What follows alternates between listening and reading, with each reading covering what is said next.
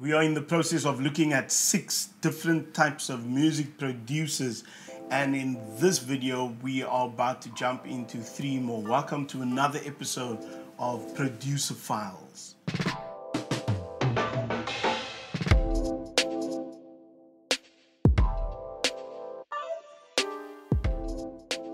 Hey everyone, my name is JK. This is Producer Files. This is episode 3. And we are now into the second part in a 2-part little mini-series dealing with different types of music producers. And as we said in the previous video, we're doing this not so much to put a music producer in a box, but to help us understand how music producers think and what music producers bring to the production table. We looked at, in our previous video, we looked at the musician, the composer, and the singer-songwriter. And in this episode, we want to look at 3 more. We want to look at the engineer/musician. Then we want to look at the DJ/beatmaker. And lastly, we want to look at the traditional producer. So let's jump in. The engineer. What on earth are we talking about? We're not talking about an engineer per se, but it's a music producer with engineering skill sets. This producer is both an excellent musician and often also a highly skilled engineer or programmer or both.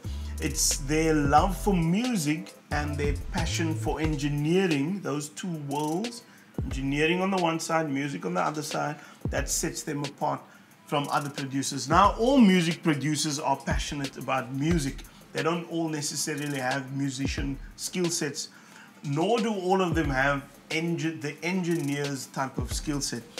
I know a number of producers personally, and I've read and studied others who are very happy to hand over all kinds of engineering duties to an engineer, a dedicated engineer. But some music producers are highly skilled as recording or mix engineers themselves. And so when they combine that passion for engineering with that passion for music, we get a unique type of music producer who can oversee the creative process in producing a piece of music in a very unique way. They often possess extensive knowledge of, for example, outboard gear or the science of audio engineering and the technical aspects of the recording process. However, they are music producers, and so they don't only get stuck in engineering, but they can oversee the entire music production process. Let me give you a couple of South African music producers who fit this role, this engineer/musician role. It's kind of like a left brain, right brain thing, right? It's a creative and a science, it's an art and a science kind of a person. So think of people like Theo Kraus, legendary South African rock music producer for people like the Springbok Nude Girls. Crichton Goodwill, highly talented musician and vocalist.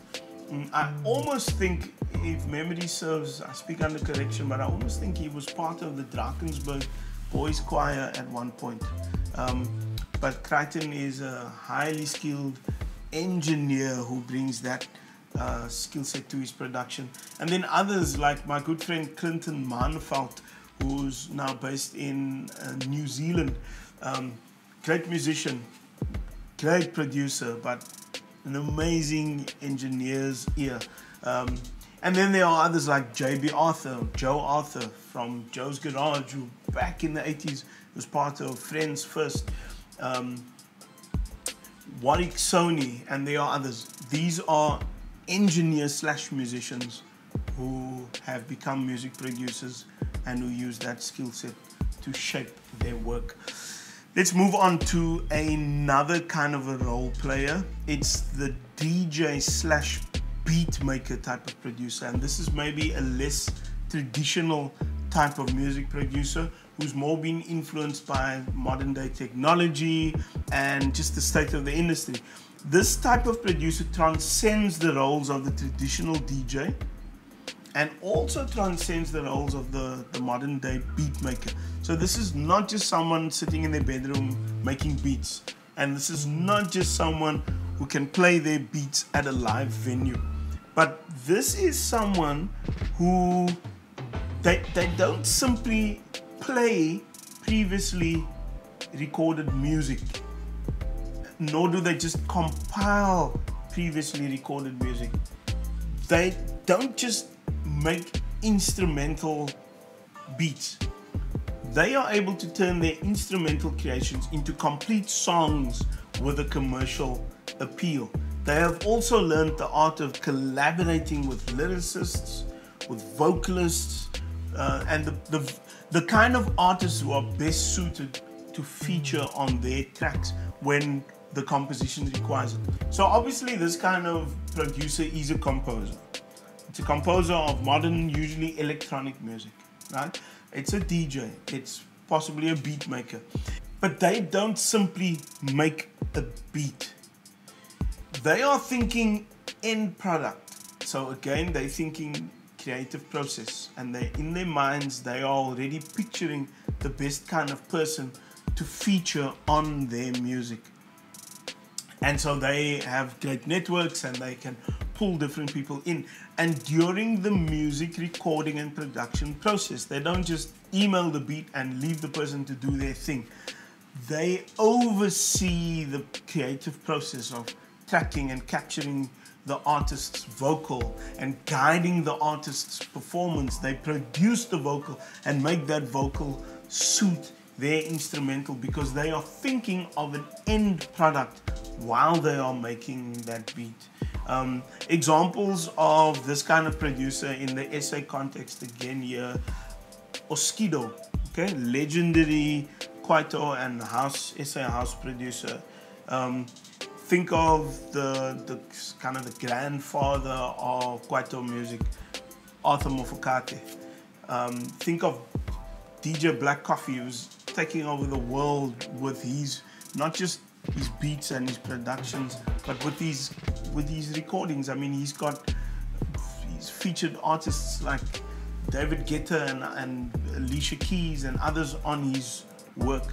Capetonian Amin Aron. Think of Doctor, a hip-hop producer. And then there are others like Dr. Duda and DJ Croc, and the list goes on. These are beat makers or DJs who are more than that.